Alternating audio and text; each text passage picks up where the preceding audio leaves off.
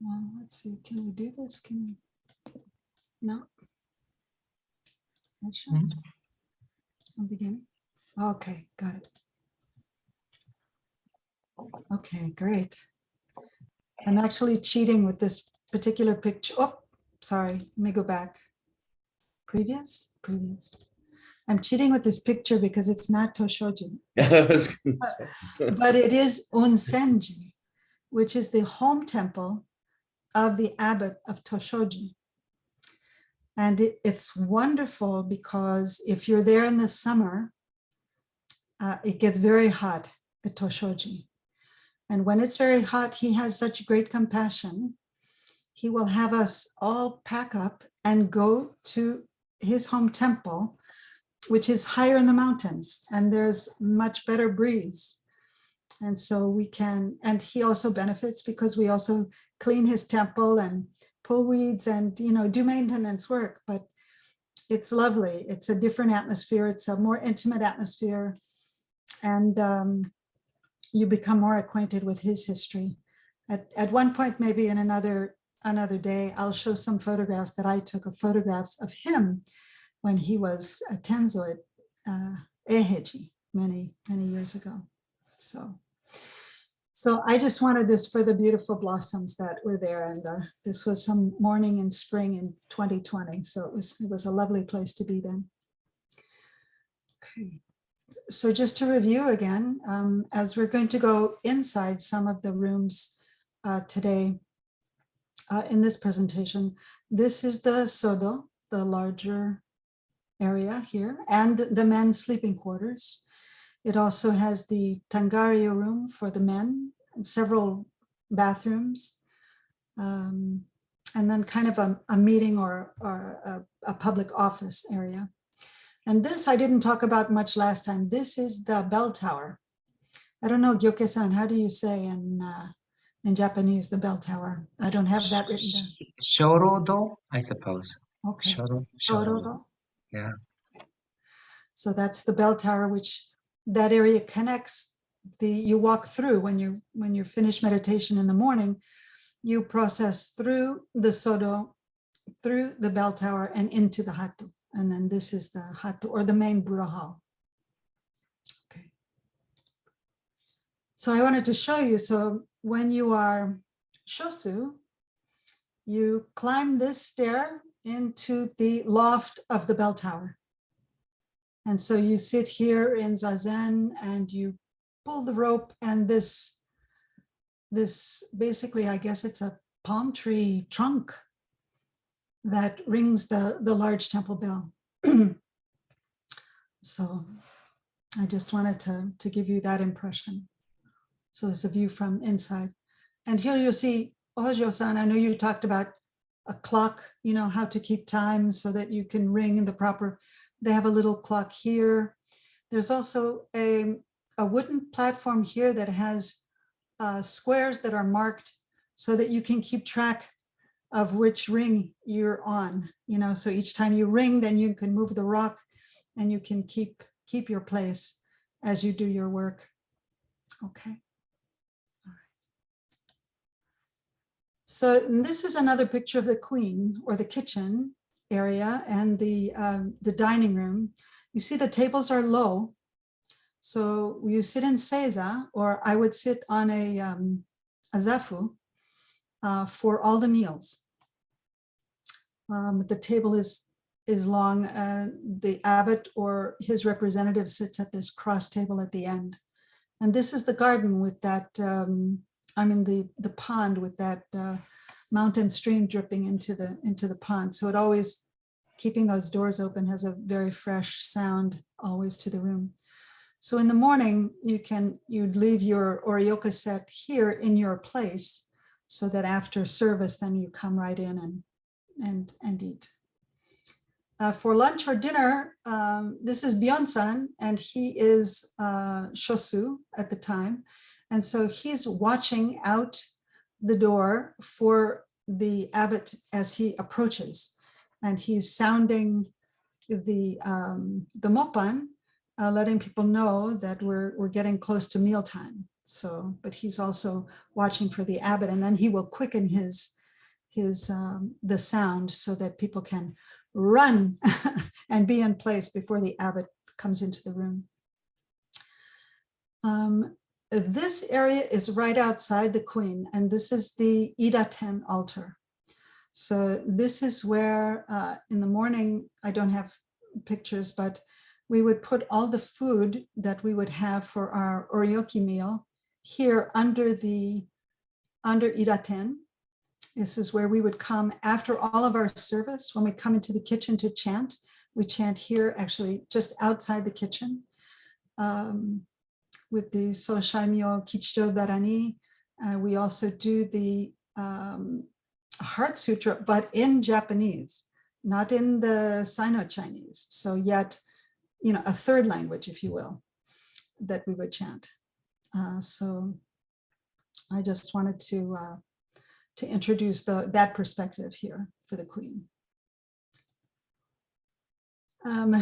Another sort of extra special treat we had was a guest who presented us with a tea ceremony. And we were assigned in different groups, so we took turns, and they served us tea in one of the group rooms, which was just a wonderful experience. So, but just once. So it wasn't a frequent matter. It was a very special event. And we would also, as I mentioned before, we have lay people that pass through town or pass through the area, no town, but interested in staying at Toshoji. And this woman, she and her father have a restaurant in Tokyo, and they just produced a book on their philosophy, their style of Japanese eating natural foods. And she gave a very informal but a wonderful presentation to us. This is Kando-san, who's a professor at Wesleyan University and is a good friend of the abbot. He did a lot of translation for us. And these chairs, Hojo-san, are the benches that are used at Toshoji. So those they have in the Hato and in the Sodo, for those of us who can't sit seiza. So those are there are many benches all around, but that's the style that you would use while you're there. The cripple benches. Yes. And this was a formal teisho that was given by Seido Suzuki Roshi, not the abbot, but his elder namesake, I suppose. And we bring out these low tables, and again, we're sitting on zafu or sitting seiza and taking notes, but only listening intently to his speech. And his talk was in Japanese, but over here you'll see is the American-born Godo Roshi, who would translate. So they would take turns. Suzuki Roshi would speak, and then Godo Roshi would translate that portion, and they would go back and forth. But again, you see we're in our koromo and our okesa. This is a formal event. There is a ceremony for when the Roshi enters to give his teisho, and there are prostrations, and it's just a beautiful formal event. Oh, here comes Scott. Okay, all right. So let's see. And this is, so now we're inside the Sodo, and we're coming to the meditation hall. So there's seating outside. This would be the west hall. In the middle here is this entrance. So to the entrance to the hall is immediately with the altar. And the taiko, large taiko, is immediately just outside, just beyond the camera shot here of this first picture. And I wanted to bring your attention to these. These are the sandals that every monk wears when they're in the Sodo. So they have various sizes there. When you arrive, you find a pair that fits or doesn't, and you put your name on it, so that as you leave from the Sodo and going to the Hato, you do not take the sandals into the Hato. You leave them in the hallway, and then they're there for you when you come out, and everybody slips their own shoes back on. But that way you can keep track of yours, because they are there for you to use during the whole ango. Okay. So inside now, that inner part of the Sodo, this is the chair where Dochoroshi sits. And then this is the platform where he does his prostrations in front of the altar from the view that you just saw. This is another view of his chair. And then we sit in rank order around the interior of the Sodo. So the shuso, or the person who is making their hosenshiki, would sit directly next to Dochoroshi. Then I think is the shiki? Shoki? Shoki, sorry, shoki. Then the benji, right? And then there's another platform like this, immediately facing, and then you go around the Sodo. So Dochoroshi seat, shuso next, followed by others of higher rank. And you work your way, then this is the other side of the same room. So I think then these were just lower level monks. When I first arrived, I was the last one right here on the left side. So that's sort of the interior. And during sesshin, this wooden piece is where you do your oryoki. So this is where you spread your oryoki and have your meal. So it's a very narrow, and you're never to step on this, right? When you mount your seat, you step over this onto the tatami, right? Now, as Gyoke-san has also told us, this is sleeping quarters for monks, right? For some men who are lucky enough to sleep here. There are other quarters that are less formal. And under these brown cloths then are where they store their futon, right? So that's what's stored behind that area. When you're in charge of cleaning the Sodo, you clean the floor, you clean this, you dust above, you clean and straighten all of these materials, you straighten everyone's zafu and everyone's cushion. It's not just a job to clean your own place, but you clean the entire area, right? And then this is the back extended hall for overflow, and those in chairs, or those, sometimes there's a lay person who sits out into the hall as well. And you'll see a chair here. There's one back here for those who don't sit seiza, right? Or don't sit on zafu. This was actually my seat. Again, outside of the Sodo, you'll see everyone gets a black piece of wood painted with their name to mark their seat or their position in the Sodo. Right.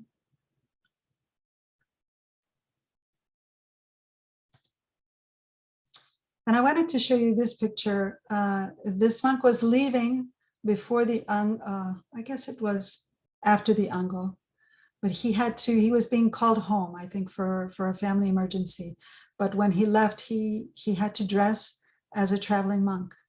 So that's his formal attire. And we'll get into the specifics of that, I think, in a future session, but that's what's going on. And then everyone, all the monks that are not working at the time and that have availability, they will come out to say goodbye, to greet him. And then there's always a photograph taken. So everyone here is a little casual because they were waiting for Dochoroshi to come. So Dochoroshi comes, then the camera person gets ready and takes the picture. So This is Shogaku-san, who is in charge of all the gardens, a very excellent monk. This is Joko. Next to him on the other side is Joko-san, a wonderful Japanese nun who was she was the Tenzo all summer in 2020. And Dochoroshi, of course. This is Daiku-san. And this is Momon-san. He is now Roshi. He's left Toshoji. He was there almost 10 years. And he's now in Buenos Aires, right, setting up a temple of his own, I suppose, for his Sangha there. So this is a picture of that same monk then walking away from Toshoji. He has to walk completely out of sight. I think his mother was waiting for him way down the road in a car, but he had to walk here. And this is Dochoroshi watching him leave. So. And now this picture is back at, these are back at Unsenji. So that temple, and when we have a more informal meal in the small kitchen there, and I think we'd probably worked all day, and so we were just relaxing a little bit, but just gives you a sense of camaraderie and the feeling of brotherhood, sisterhood around a meal. And this woman at the end with her ponytail, she was a layperson who was visiting, but Dochoroshi included her in our trip up to Unsenji. So that was very nice. This is the, how would you call this, Gyoke-san? It's the outdoor temple bell for the community, right? Oh, okay. Is You that? I only know Shodo, it's one place for designated the bell, but like at Ryomonji, how they have it outside. oh yeah, that's right. Yeah, that's sort of the same style. Okay. And this is in concrete, and there's a poem here. This was dedicated to peace. This was funded and built over time, but it was initiated by a group of people who, do not want to see humans repeat the tragedy of the nuclear explosions in Nagasaki and Hiroshima. So there's a poem there in Japanese written on the bell. It's very beautiful, beautiful sound. And then these monks, Yuki-san and Byon-san, we were waiting to get into the car to go to Unsenji. But I wanted to show you, so when I gave the list last week of things that you need to pack, I said sort of these white hand towels that you wear for your head.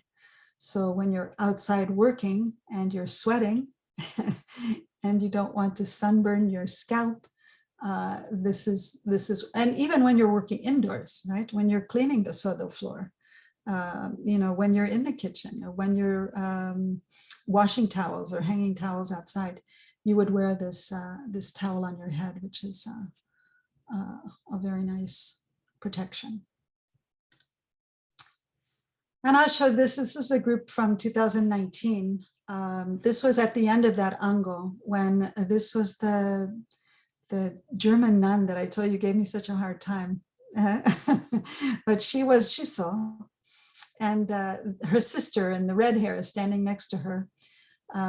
Then next to her is a lay woman from Colombia, and then this Japanese American woman that was in the earlier picture at Unsenji.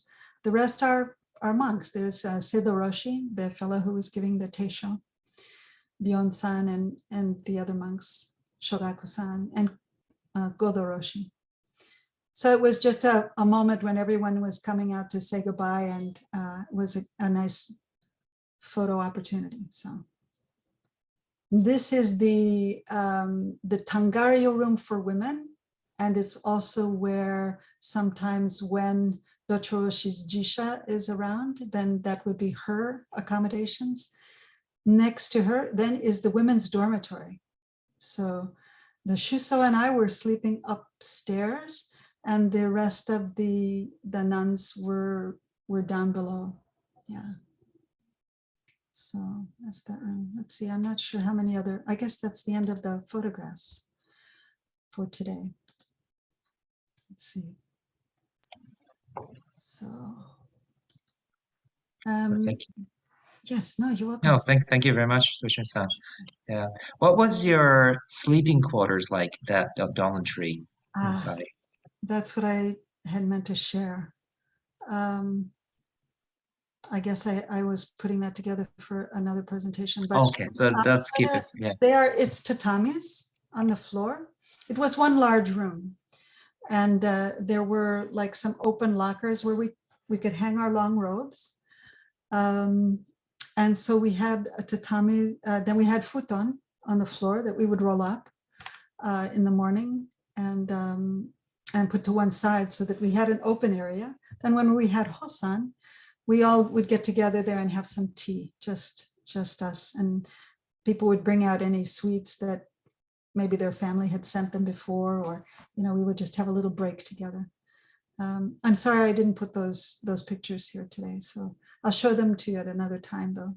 Then we also made a little, like a small little shrine in the room, so that in the morning, we would just get up and also light an incense and do some prostrations. And when we would have sit zazen in our room by ourselves, then we would also have that with a candle and incense. So that was, I don't know. I wish I could speak for the male experience, but I don't know how they arranged themselves during that time. So. How about the showers or bath? Was it possible for every day, or is it designated for certain, like? It was every day since Okay. and the bath, however, especially during the time of COVID, I think I'm not sure if it was water availability or price, because we'd have to build a fire to heat the water. But there was some mechanical problem occasionally for that device where you would build a fire to heat the water. So I think the limitation was then we'd have to use city hot water, and that's a cost that the monastery doesn't usually support. So then I think it came on Hosan. We would have the hot bath, and then otherwise it was just the shower.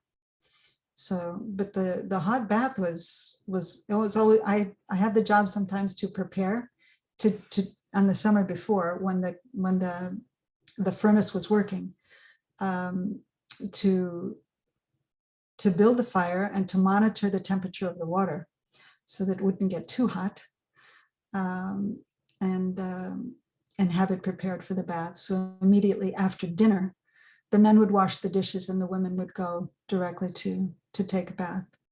And again, I didn't put all of the photographs yet together. So there was a way for us to signal with the mopan when the women were completed, all the women had taken their baths, so that then it converted to the men's shower room, bathroom, and then the men would begin to come. So.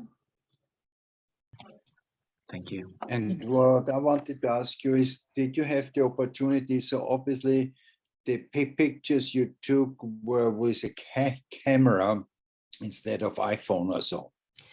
Well, most of these are from the iPhone away. How can you take pictures? Yeah, no, this was from the first year when he did not take the cameras away, the iPhones. There was no internet reception, so there was no worry that there would be any competing priorities, I guess, with trolling the internet. But so on a Hosan day, when it was quiet, I was able to take some photographs. Yeah. And the other thing I wanted to ask you is, we saw particularly a lot of photos now in the warm time of the year. What did you do outdoors, or what did you do in the winter time? Because I see there is so many activities outdoors. So what happens when it's be the cold? What do you do something out there outdoors as well or not? Or how does that work? Well, I've not been fortunate enough to be there in the cold weather. So I hope yet to go during a winter ango. And but I have seen some photographs of both shoveling snow, chopping ice, Well, sure. those kinds of things, Sure. and also doing takuhatsu, when the monks would dress as traveling monks and go down into that town of Yakage and actually, you know, give prayer and receive offerings for the temple. Yeah. So, but I have reached out to Momon-san, my friend that I showed you, and he was there year round. And I've seen pictures of him chopping ice and such. So I also don't have any pictures in the kitchen of the active kitchen. And so I've asked him if I can borrow some of his pictures. So maybe in the future I can share those with you. Yeah. Thank you. Thank you. Thank you, Doshin-san. It's good to see you, Scott. I apologize. I sent out some material today in some typed sheets about Toshoji. And my apology too. Yeah, I'm sorry. I'll make sure that you get copies because I didn't include you in that list. So I apologize. So one of the things that I could mention now, if you wanted to, is talk about the Nitten Soji and the Hayaku, those various jobs. I don't know if you have those. Let's see if I can pull that up. Before I go, I know Yugen-san was going to ask you something. Would that be okay? Good. Okay, sorry. Oh, thank you, Doshin-san. Hi. The tea ceremony, I was curious. Do you know what's the name of do you know the name of the tea ceremony that they do? On the screen, let's see, they had, well, I guess my presentation went away. Let's see if I can pull it up again.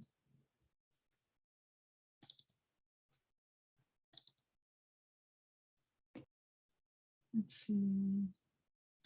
No, there it is. They called it Chano Yu. Let's see if we can share this. Sorry, I'm slow.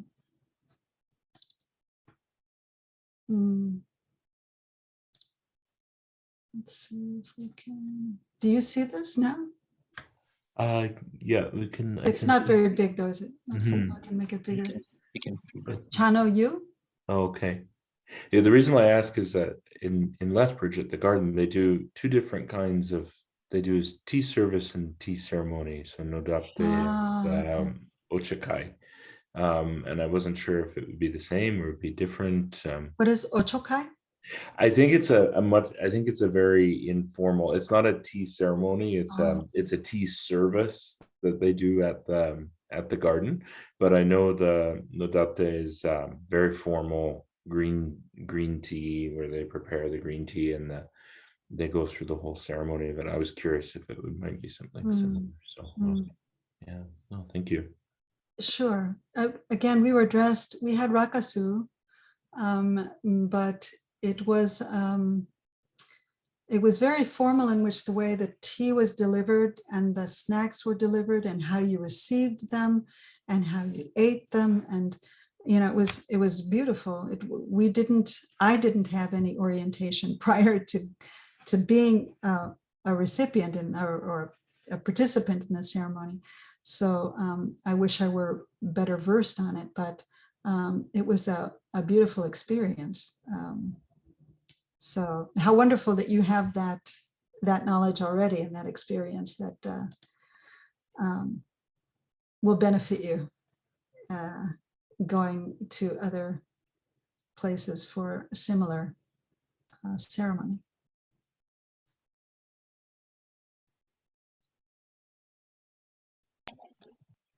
Yeah, Thank you, I Toshoji-san. apologize. I didn't time the presentation. I could have put more No, pictures. this is in great. there. You know what? Yes. We can either stop it here and have more, like I can stop recording and you can freely ask Okay. more questions. Should Okay. we do that? Because I'm gonna Sure. just stop it here. Okay. Thank you. Thank you very much.